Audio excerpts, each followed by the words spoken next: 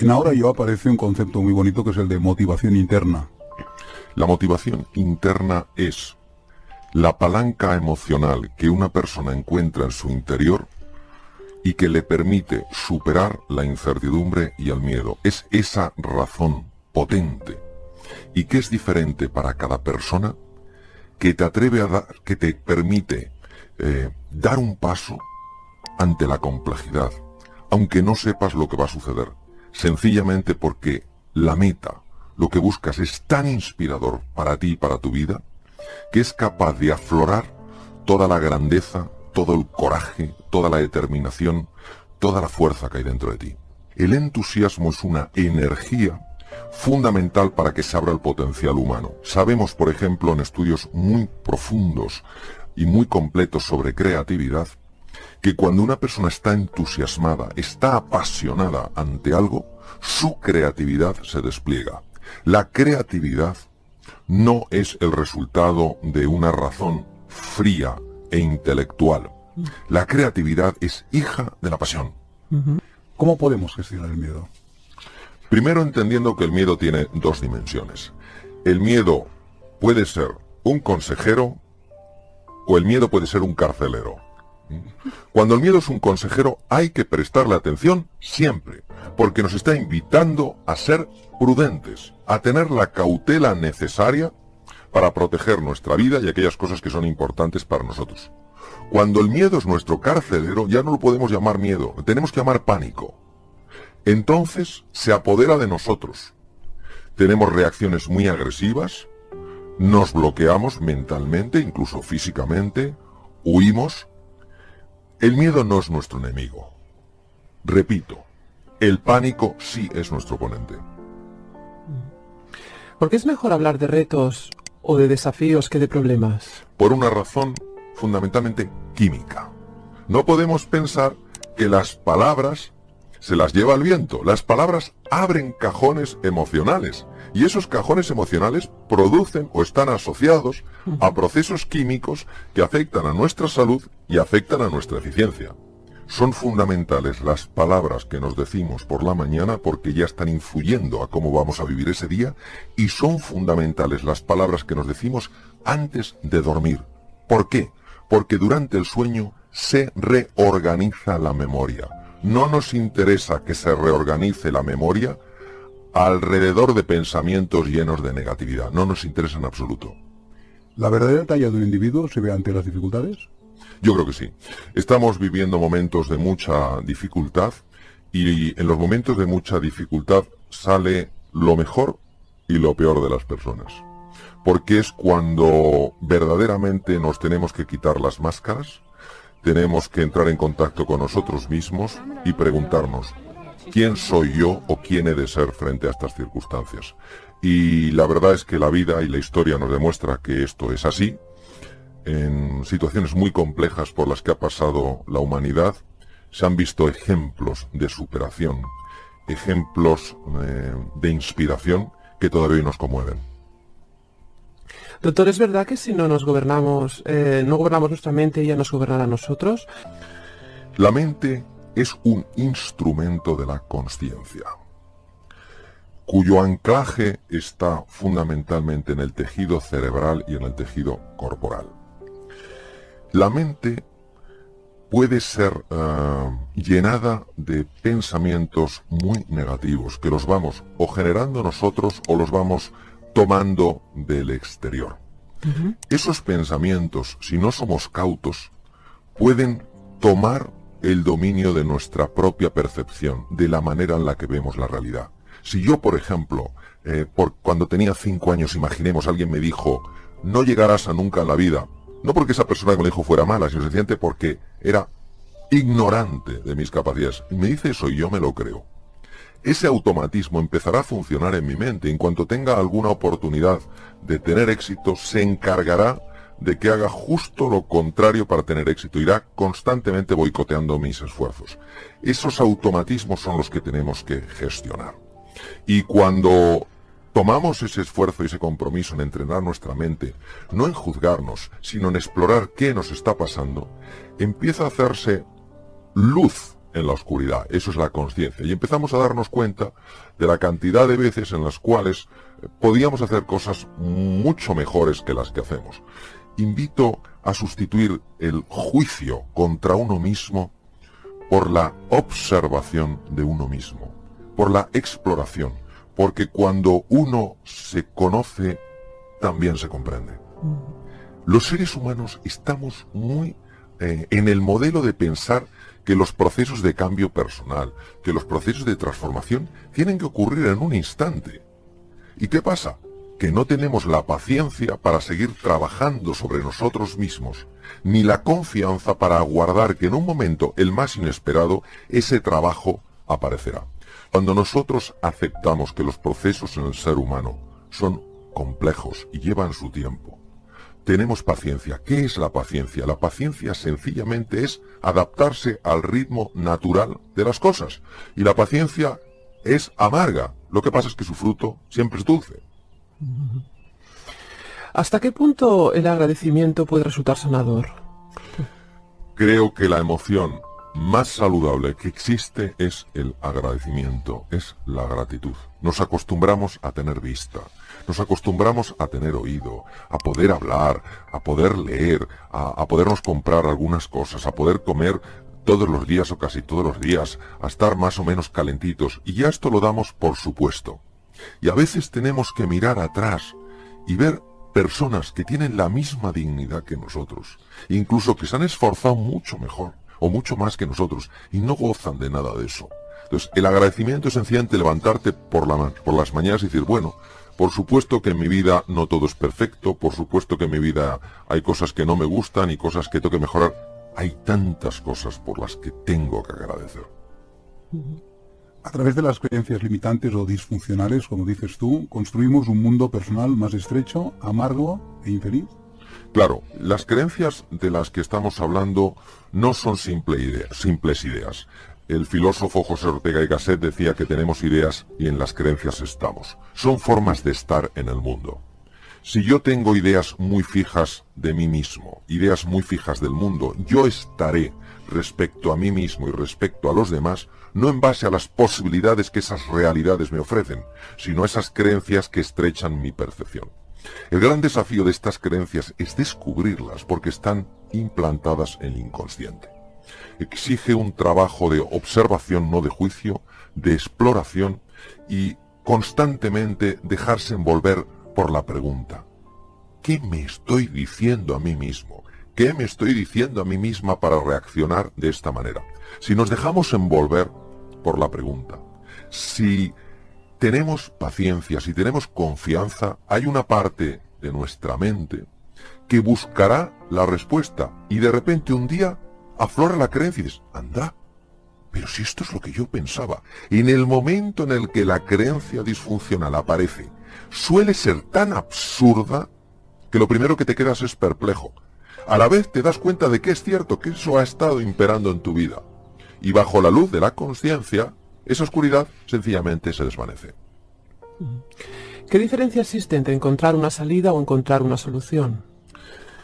Cuando nos hallamos frente a un reto, a un desafío complejo, esto no suele ser agradable. Se genera una tensión interior, una duda de si seremos capaces de resolverlo, de encontrar una solución. Y la tendencia es a abandonar, a tirar la toalla. ¿Por qué? Porque a nadie le gusta el dolor.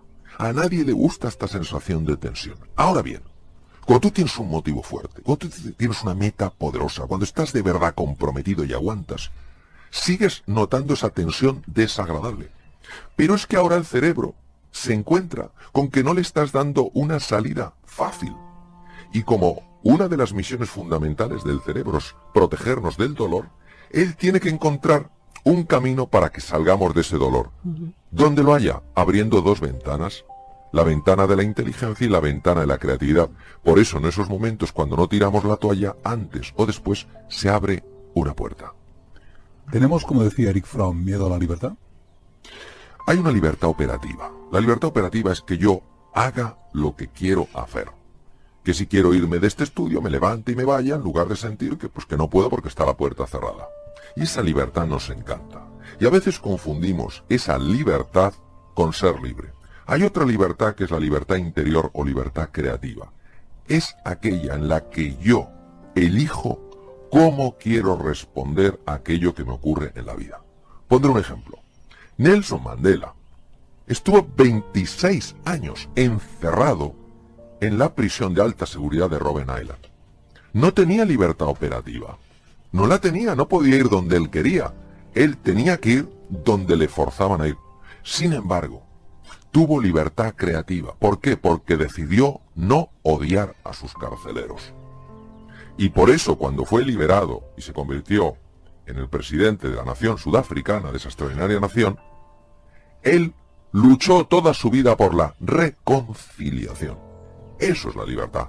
La libertad interior no es hacer lo que nos venga en gana, es hacer lo que en base a la ética y en base a los valores es correcto hacer. Es por eso que dices que el precio de la libertad es la vigilancia eterna. Es una Claro. frase preciosa Claro. que citaré en algún libro seguro. Por favor, claro.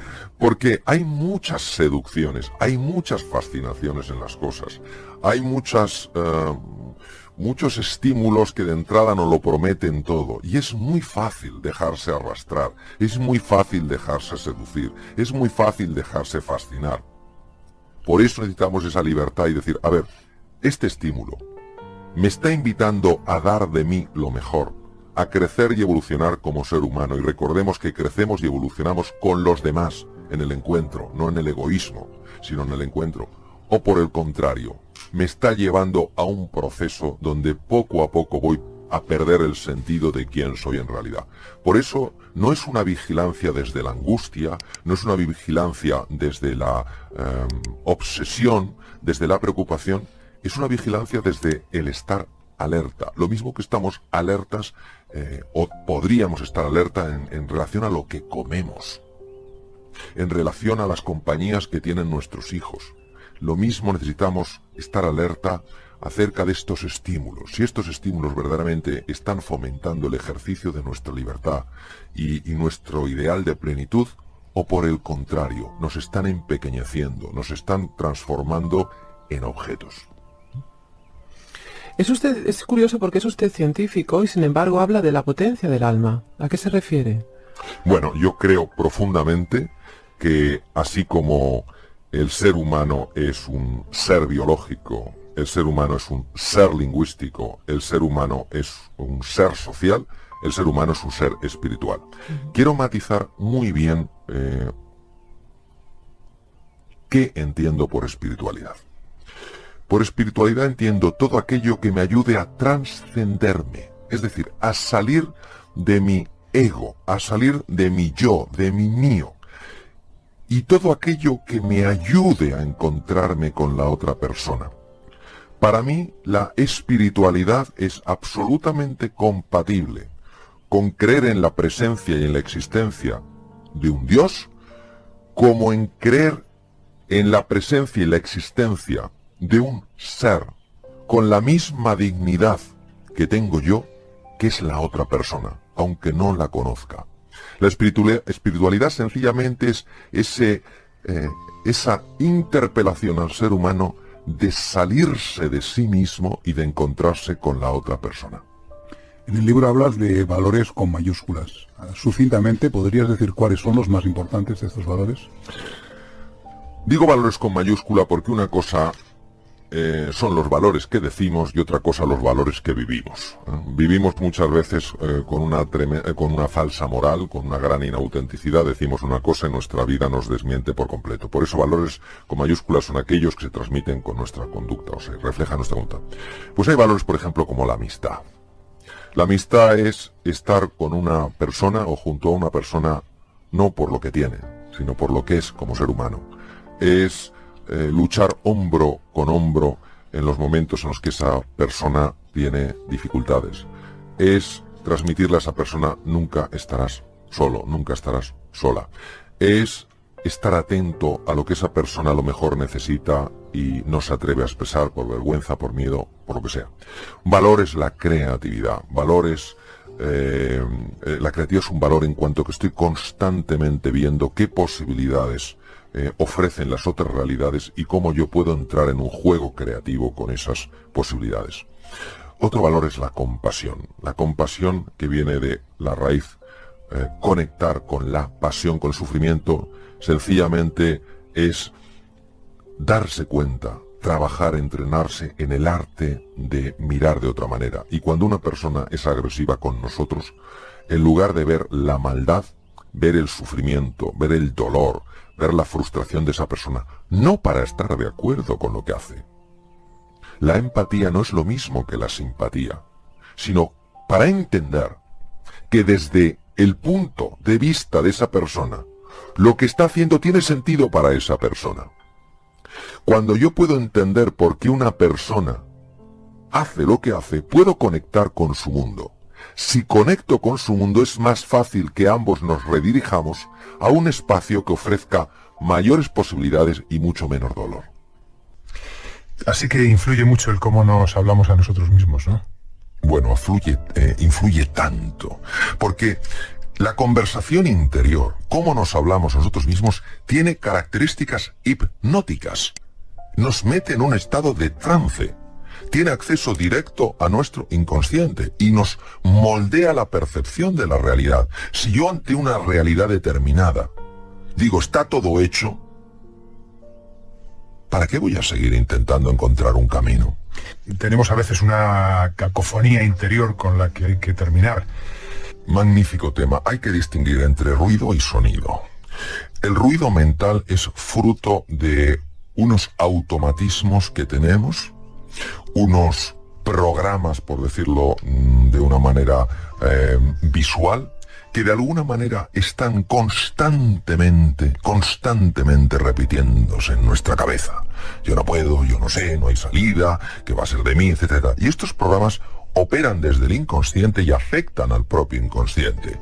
Por eso es tan importante encontrar espacios donde uno de alguna manera reduzca esa cacofonía, incluso la anule. Momentos donde uno dé un paseo por la naturaleza, momentos donde digas una música que te guste, donde leas un libro que te enganche, donde tengas una conversación de estas donde el tiempo como que se detiene, es una cosa extraordinaria. Momentos de meditación, donde sencillamente entras a un espacio interior y silencias poco a poco ese ruido mental. ¿Por qué, dice usted, todos tenemos una enorme potencia y a todos, sin embargo, nos cuesta creerlo? De alguna manera, el ser humano ha olvidado su verdadera naturaleza, su esencia, su ser, lo que define quién es. Se ha olvidado. Y por eso, desde mi punto de vista y desde mi experiencia, la vida es una escuela para recordar lo que ya somos. Y en nuestro interior, nuestro ser, es unidad, es bondad, es verdad y es belleza. ¿Es que acaso queremos alcanzar alguna plenitud? Felicidad, que en el fondo son huecas y vacías, pues podemos experimentar otras emociones, podemos sentir euforia, pero no sentiremos alegría, no sentiremos verdadero gozo. Y por eso, bueno, pues sencillamente es nuestra la decisión, por eso el ser humano es libre. Ser libre tiene una ventaja, que es que elijo yo, tiene un inconveniente. Me puedo equivocar al elegir. Estado de ánimo tiene mucho que ver con cómo nos relacionamos con las cosas, ¿no? Y cómo las bordeamos o las afrontamos. El estado de ánimo es algo escurridizo de definir. El estado de ánimo no es solamente esta sensación emocional o sentimental. El estado de ánimo es cómo estoy yo en un momento determinado. Cómo está mi cuerpo, cómo está mi mente, cómo está el conjunto de aquello que soy. Hay estados de ánimo que nos elevan a lo mejor de nosotros mismos. Cuando nosotros estamos desde esa atalaya, vemos las cosas con más claridad. Vemos posibilidades en el futuro que nos ilusionan y nos entusiasman. Nos sentimos más cerca de los demás. Somos más generosos. Somos más compasivos. Somos más comprensivos. Tenemos más energía, más creatividad, más claridad. Sin embargo, cuando tenemos un estado mental que nos hunde, tenemos menos capacidad de ver con perspectiva, nos tornamos irritables, nos centramos exclusivamente en nosotros, vemos a los demás como cosas, como objetos que nos pueden ayudar a conseguir las cosas o que nos las están dificultando. Por tanto, cambia por completo la relación que yo establezco conmigo mismo y con el mundo. Nosotros podemos tener un impacto tremendo a la hora de alterar nuestros estados mentales. Por supuesto, las circunstancias afectan, influyen. Lo que no hacen es determinar. ¿Qué decía Víctor Hugo? Víctor Hugo, una de las cosas que dijo fue que la tragedia de las personas no es que nos vamos a morir, no es que nos vayamos a morir, es que no sabemos cómo vivir. Entonces, este saber vivir es clave, porque cuando nosotros nos vayamos a donde nos vayamos, después de estar en este planeta azul, pues verdaderamente nos daremos cuenta de lo que es importante en la vida. Pues ¿por qué esperar a ese momento donde cambiamos de entorno, donde se abre el velo y vamos a otro sitio, el que sea? Porque si eso va a ser importante en el momento de morir, ¿por qué no es también importante en el momento de vivir?